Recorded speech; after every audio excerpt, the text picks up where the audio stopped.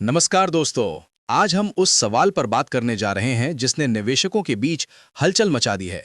क्या वाकई सोना 1 लाख रुपए से नीचे जा सकता है? 2026 की शुरुआत हो चुकी है। ग्लोबल माहौल लगातार बदल रहा है और ऐसे में हर निवेशक यही जानना चाहता है कि सोने में पैसा लगाना सुरक्षित है या नहीं।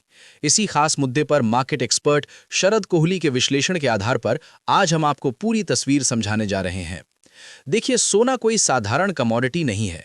इसमें दुनिया भर के सेंट्रल बैंक निवेश करते हैं, ज्वेलरी इंडस्ट्री की बड़ी मांग होती है और सबसे अहम बात, सोने में बड़े पैमाने पर डेरिवेटिव और पेपर ट्रेडिंग होती है।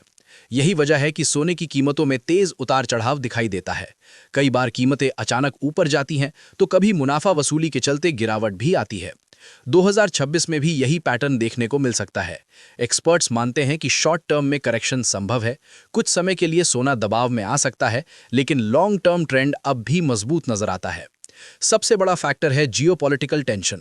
दुनिया के अलग अलग हिस्सों में युद्ध जैसे हालात, रूस यूक्रेन संघर्ष, मिडिल ईस्ट की अनिश्चितता, अमेरिका की आक्रामक रणनीतियां, ये सभी चीजें सोने को मजबूती देती हैं।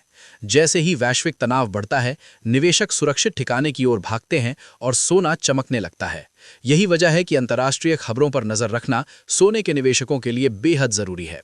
इसके अलावा डॉलर की चाल भी सोने की कीमत तय करने में अहम भूमिका निभाती है। अगर डॉलर दुनिया की प्रमुख करेंसीज के मुकाबले कमजोर होता है तो सोने में तेजी के संकेत मिलते हैं। वहीं अगर डॉलर मजबूत होता है तो सोने पर दबाव बढ़ सकता है। यही कारण है कि सिर्फ भारत की घरेलू खबरों से ज्यादा असर ग्लोबल फैक्टर्स का होता है। शादी का सीजन, त्योहार या बजट, इनका असर सीमित होता है। अब सवाल यह है कि क्या सोना 1 लाख से नीचे जा सकता है? एक्सपर्ट्स का साफ कहना है कि अगर ग्लोबल लेवल पर अचानक स्थिरता आ जाती है, जियोपॉलिटिकल तनाव कम हो जाता है और सेंट्रल बैंक सोने की खरीद घटा देते हैं, तब अस्थायी गिरावट संभव है।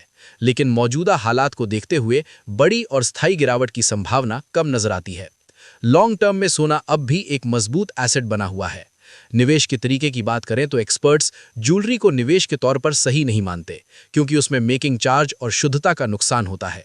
गोल्ड कॉइन, बार या फिर गोल्ड ईटीएफ को ज्यादा सुरक्षित और पारदर्शी विकल्प माना जाता है।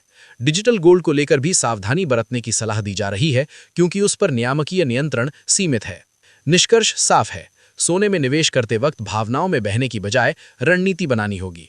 पूरा पैसा एक साथ लगाने की बजाय धीरे धीरे निवेश करें, लॉन्ग टर्म नजरिया रखें और अंतर्राष्ट्रीय खबरों पर पैनी नजर बनाए रखें।